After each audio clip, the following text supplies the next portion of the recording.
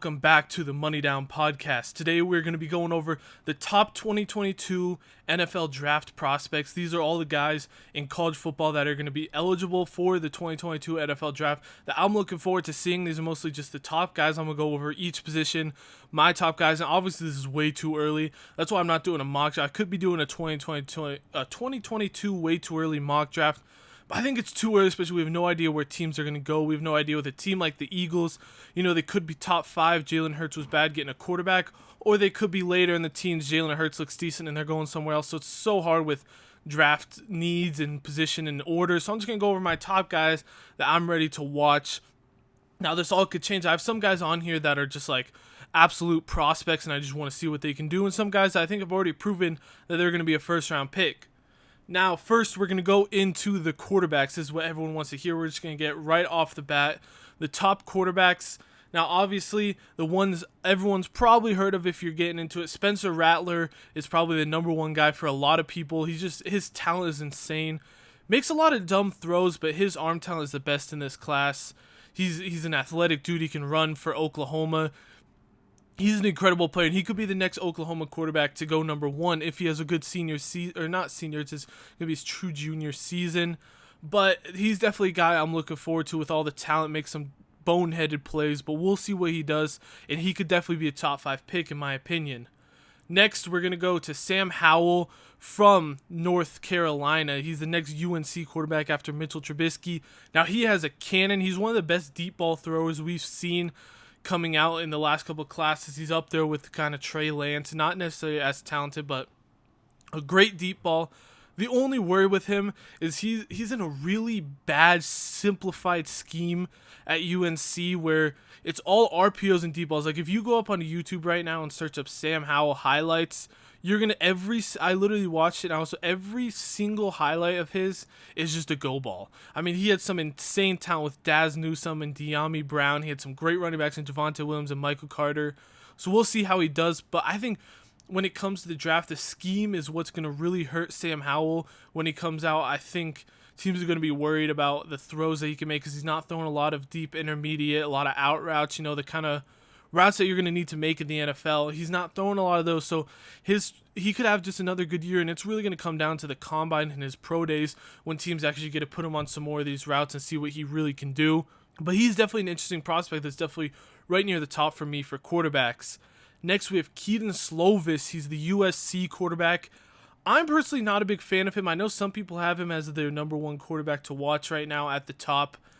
For me, he doesn't have a cannon of an arm. He's very accurate. I will give him that. He's throwing some decent picks. I think his ceiling is kind of like a Mac Jones, I feel like, but even then I don't see that. He's definitely a guy that to keep an eye on, see how he does at USC. Like I said, I'm not high on him, but some people really are, and I'll definitely be keeping an eye on him during this next college football season. My next prospect, I'm going on to Desmond Ritter. The Cincinnati quarterback had a great year last year, led Cincinnati to a bowl game against Georgia, in which they lost in the final seconds, but still, it was a great year, and I think Cincy could have a really good year. I have a couple Cincinnati players on here that I think are going to be really good this year, and I think they have a chance to make a really good run, and Desmond Ritter could be a big part of that. He's another guy where he doesn't have the insane talent to probably be a top 10 pick, but he's a guy that could solidify kind of between a Mac Jones, Kyle Trask range, late first, second round quarterback if he has a really good year in Cincy. And he had a good year last year. He just needs to build on it and improve this year. And I think he's definitely a guy I want to watch.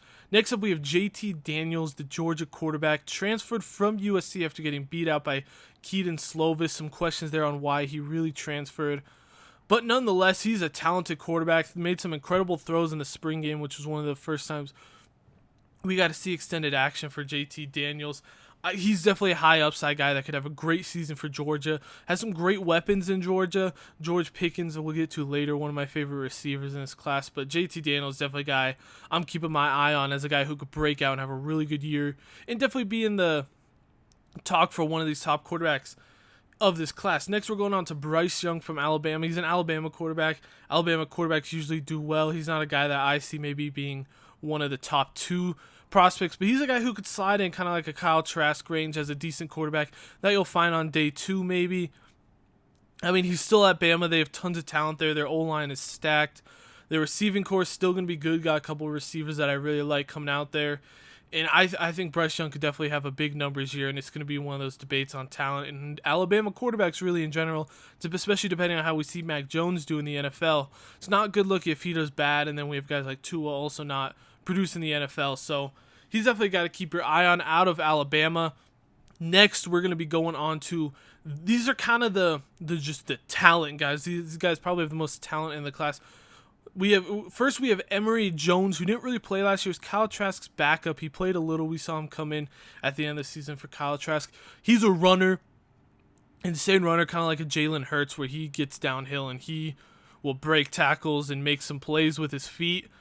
He has a strong arm, but he's not incredibly accurate, so he really hasn't played, so he's really just a projection at this point. I know PFF had him going like 6th in their mock draft just as a projection. But it's going to be really interesting to see what he does in Florida. They lost a lot of weapons there in Florida, and they lost a couple. They lost their OC. They got a lot of turnover, so we'll see what Emery Jones does. And if he can have a good year, then that says something for him at Florida, and he could definitely be a top guy for the next draft. Next, we're going on to one of my favorite guys. He's definitely what they like to call #fun to watch guys in this class. We're going on to Malik Willis from Liberty. He is just an insane talent. He's so fast. He's juking people out.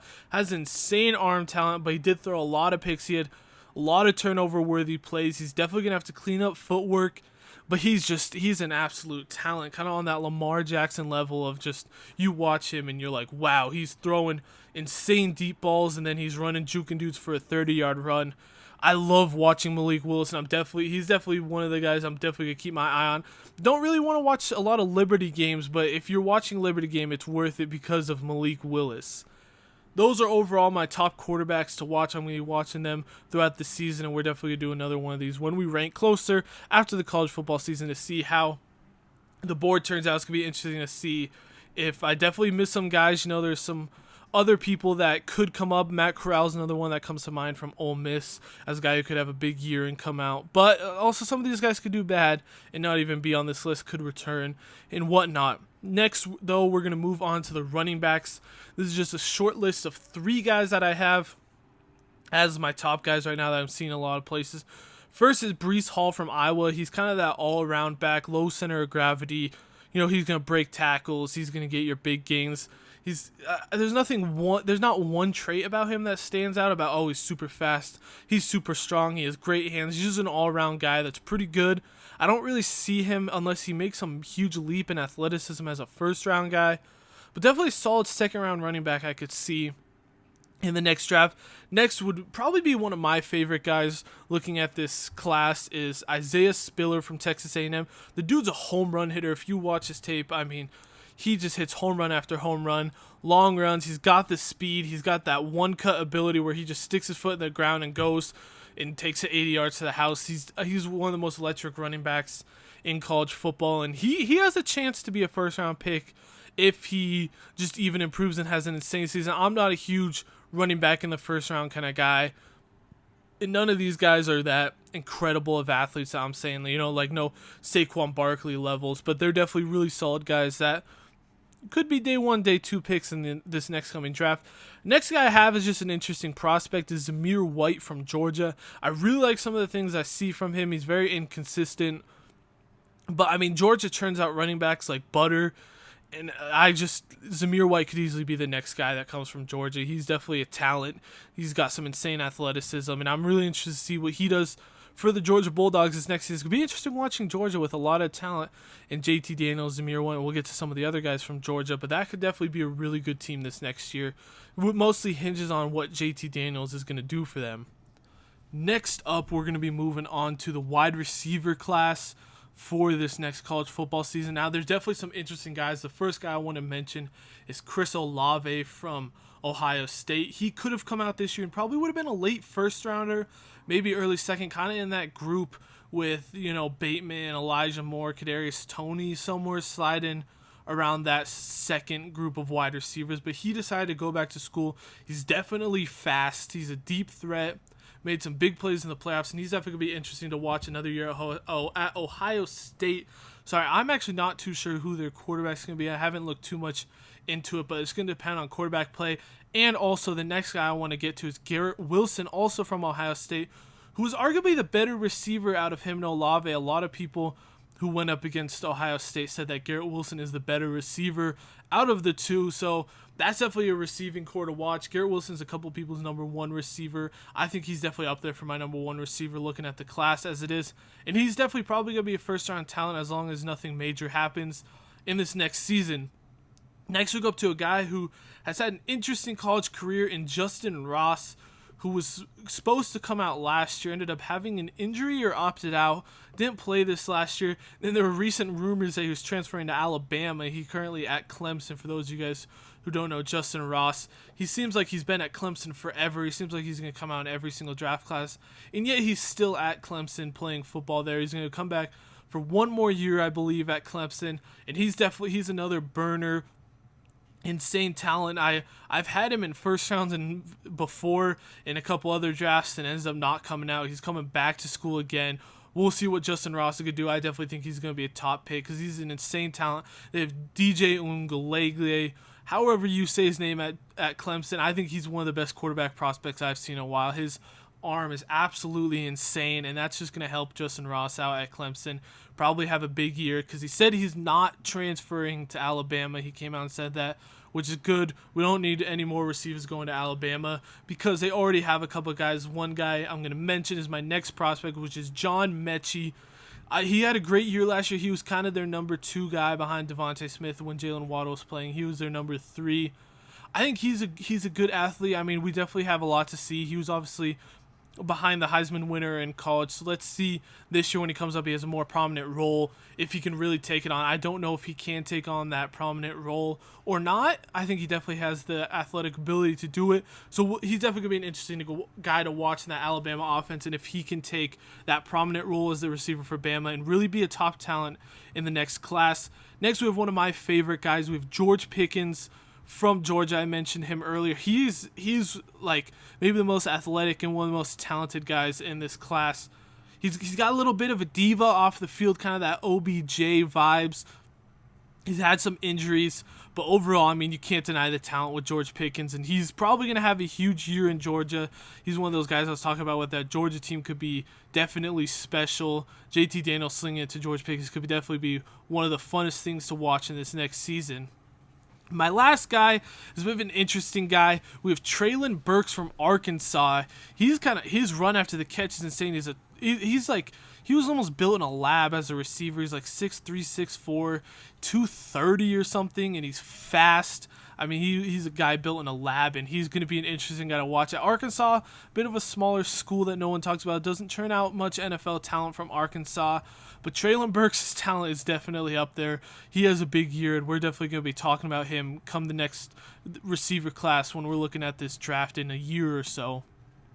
Next, now, there's a lot of guys I probably haven't mentioned, some receivers. These are just my favorite guys. It's not like I'm saying no one else is going to be a first-round pick, no one else is going to be top guys. These are some of my favorite guys that I've seen in a lot of places that I want to touch on going into the college football season. But anyway, we're going to move on to the tight end position next. We're going to get through offense, then we'll jump to defense after. So if you just want to hear the defense, go ahead and jump about halfway through when we'll get into that. But tight end, I only have one guy for tight end right now, and that's Jalen Weidermeyer from Texas A&M. He's a really good tight end. He's probably a first-round talent. I see him. He's definitely between, if we look at last year's class, he's definitely not as good as Kyle Pitts, doesn't have that athleticism, but I think he's definitely going to be better than Pat Freiermuth was, kind of in that late first-round mold of a tight end. He's a little bit less freakier TJ Hawkinson, maybe something like that. He's got a good build for a tight end. He's bigger than Kyle Pitts, and he's got some athleticism to him, sneaky athleticism. He had a really big year at A&M. We're going to see A&M's rolling a new quarterback yet again. I don't know who that is. I haven't paid too much attention to all the quarterback news this early for some of those teams. But if he gets good quarterback play, he could definitely rise to stock, and he's a really good tight end, probably a first-round kind of talent. I'll be interested to see what he does for this next college football season. Now, wrapping up the offense, we're going to go into the tackles and the O-linemen. I'm going to kind of jump through these guys. A lot of it is based on some of the size that we've seen from some of these guys. First up, we have Evan Neal from Alabama. The dude's like 6'7", 340, an absolute behemoth of a man. He played right guard, I believe, as a true freshman at Alabama, then moved to right tackle this past year. Probably going to play left tackle for Alabama. I mean, if you're starting on the Alabama offensive line as a true freshman, you're going to be a first-round pick. Evan Neal could be a top 10 pick, especially with his size. We'll see how he plays at left tackle this year. Definitely interesting to watch. Now, these other couple guys are just some prospects that, O-line's really hard to grade right now. It's going to depend on a lot, but Zion Nelson from Miami, Charles Cross from Mississippi State, and Rasheed Walker from Penn State are the three of the guys I've seen mentioned around a lot. All big guys. Charles Cross, especially one of the bigger guys in this class. All could be really good tackles. Just definitely guys to keep your eye on. And then one of the last guys I put on here was, I always pick the guys with the hardest names. Ikem Okwanu from NC State was the last guy I put on here. Another tall guy, lanky guy, definitely a perfect tackle build. He's another kind of project player. Let's see how he does this year, and he could really raise his stock. Now, there's another guy I forgot to put on my list. He's a Washington tackle that had a really good year last year and could have come out, but they only played 4 games. Pac-12 kind of screwed over a lot of the people that play for them. I can't get the name. I'll see if I can get the name and maybe put it out on my Twitter or something. But that's another guy that I definitely keep my eyes on for tackle. Moving on to the interior offensive line, I have 2 guys on my interior offensive line. I have Tyler Linderbaum at center, one of the best center prospects we've seen lately. A great zone scheme kind of center. Definitely going to be one of the top guys in the interior O-line. And then my top guard as of now, we have Cade Mays from Tennessee. He's another behemoth of a man. He's a bully. We're going to see what he can do in Tennessee this year and come out and wrap up the offense. There's a lot of definitely talent on the offense, but I think this next draft class is a defensive class. There's a really deep defensive line class. I think it's definitely better than last year's. Cornerback, I believe, is the strength of this class. We have a couple linebackers I want to see, and then some safety prospects. One safety prospect in particular, that's probably the best prospect we've seen since Jamal Adams.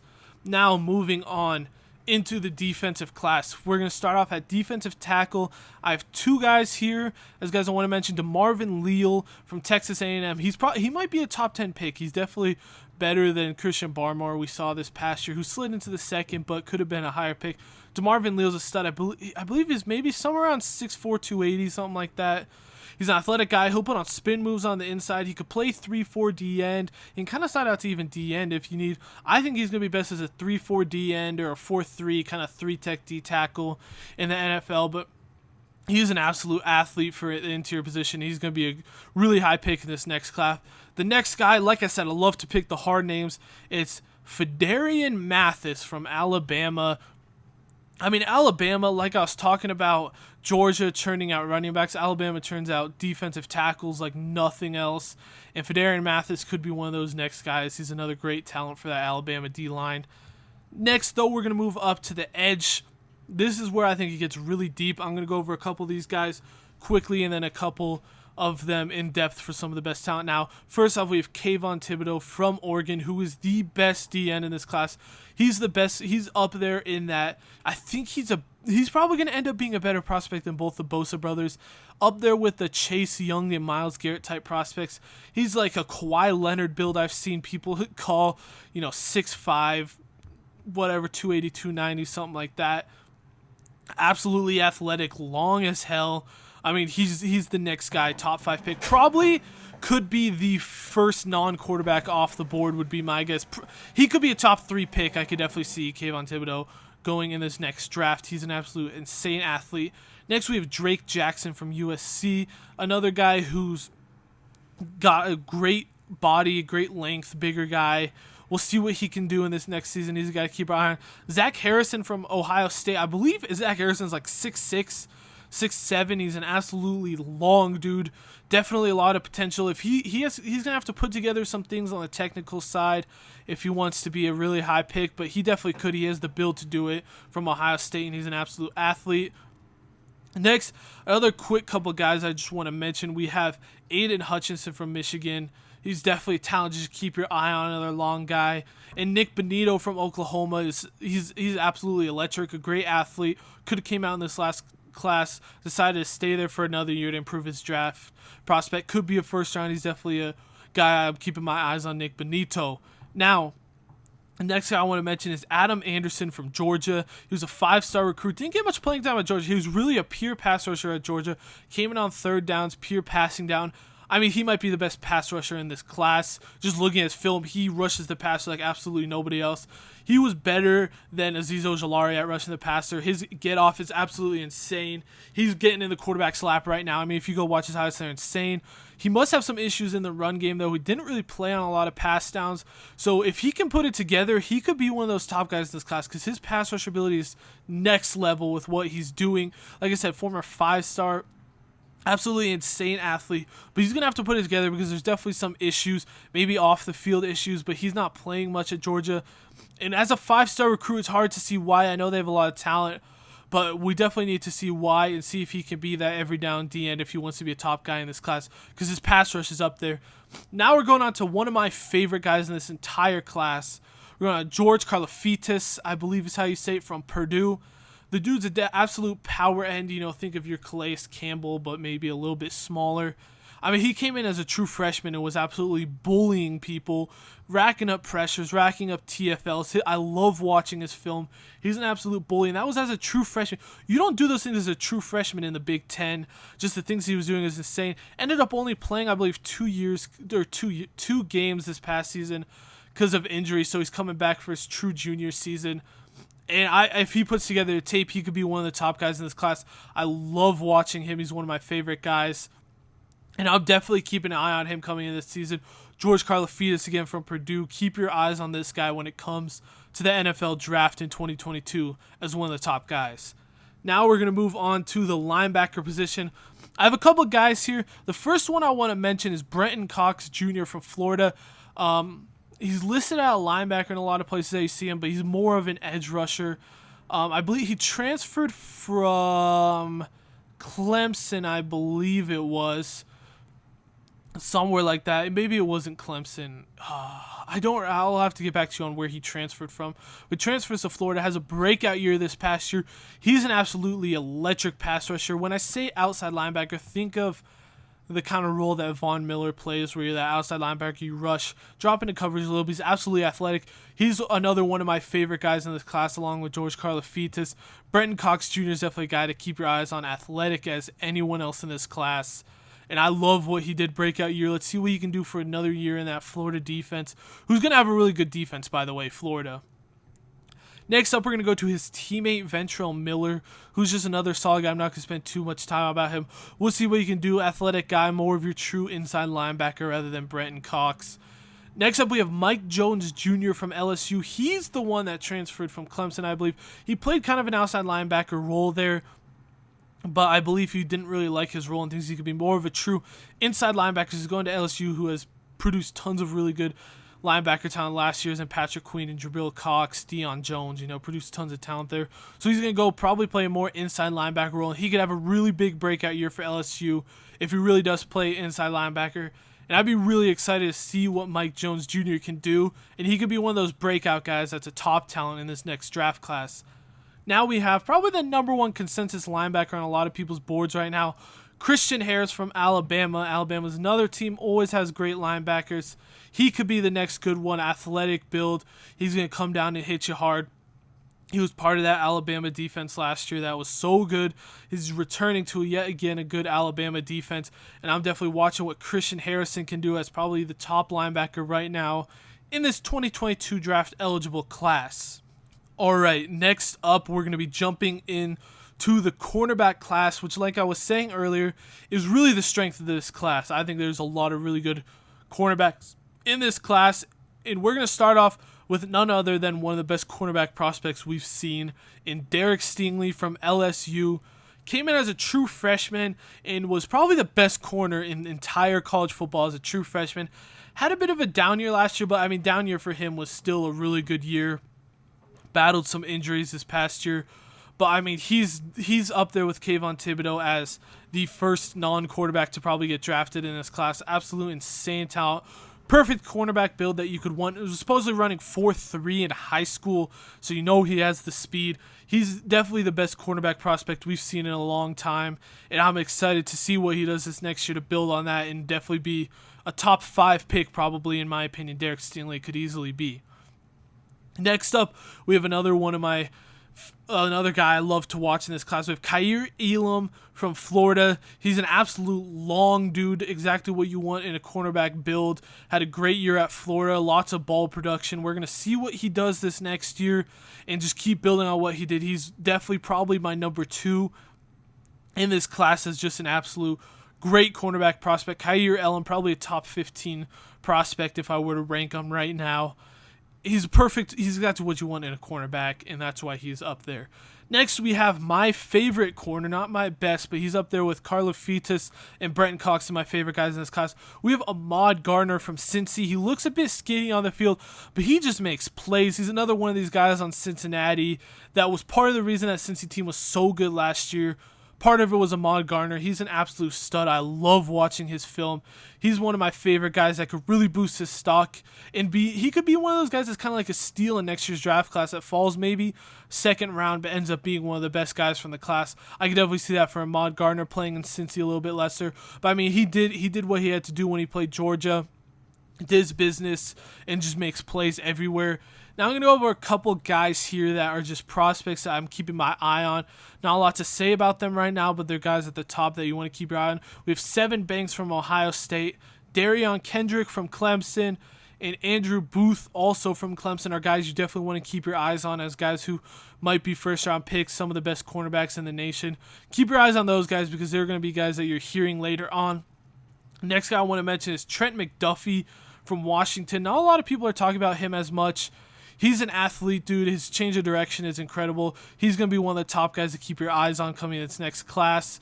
And then my last guy I have for this insane cornerback class is Josh Jobe from Alabama. He's an interesting prospect. Some people need to see a little bit more from him, and I can understand. He had an all-right coverage grade. The dude's a beast, though. He's like the DK Metcalf of cornerbacks. If you look at him, the dude is jacked. He's a big guy. He's going to press and get up in your face. I love his play style. It's going to be really interesting to see what he does at Alabama. Probably as their number 1 cornerback with Patrick Surtain leaving. Josh Jobe is one of the #fun to watch cornerbacks in this class. And I'm going to love to be able to see what he does. Now, if you guys don't get the #fun to watch, it's the thing that a lot of the 2-for-1 draft guys at PFF, they like to say.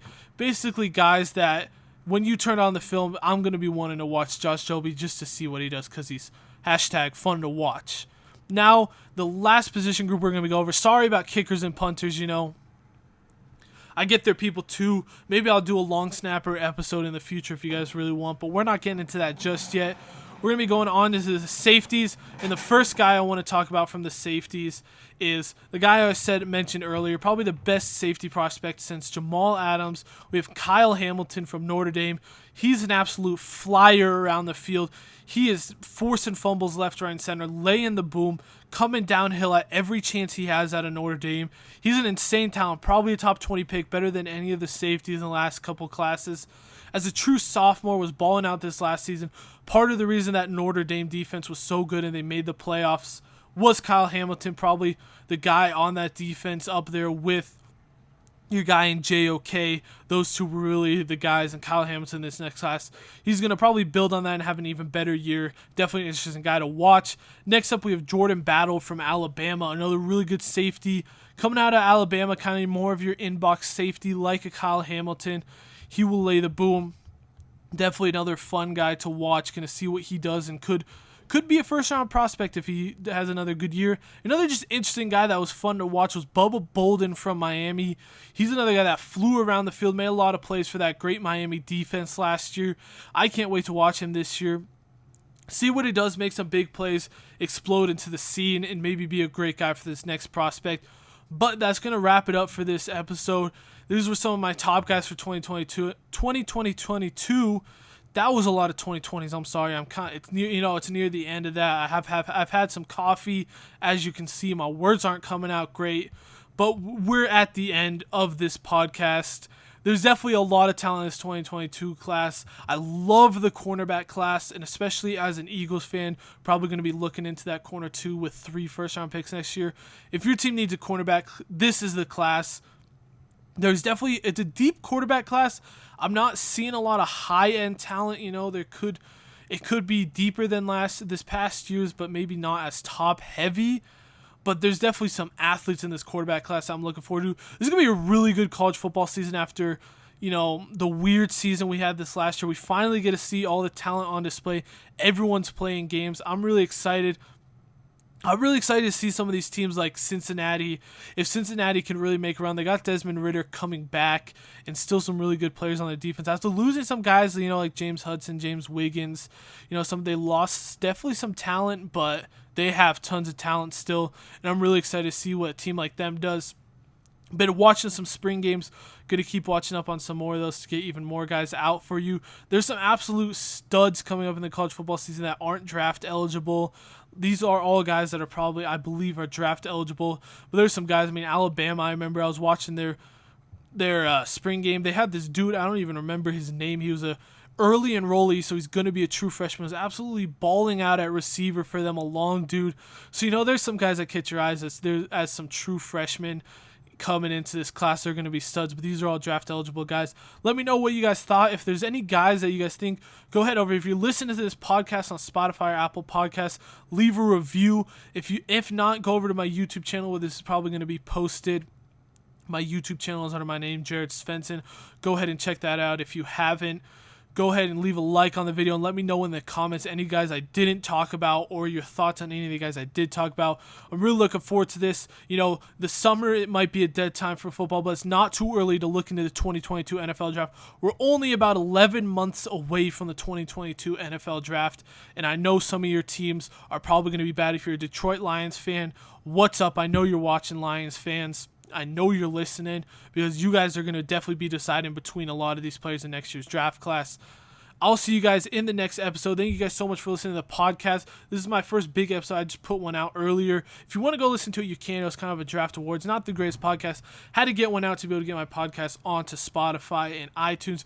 But it's up now. Let me know what you guys are thinking. Any episodes you guys want to see over the summer. And I will see you guys in the next one. Thank you guys so much for watching. And peace.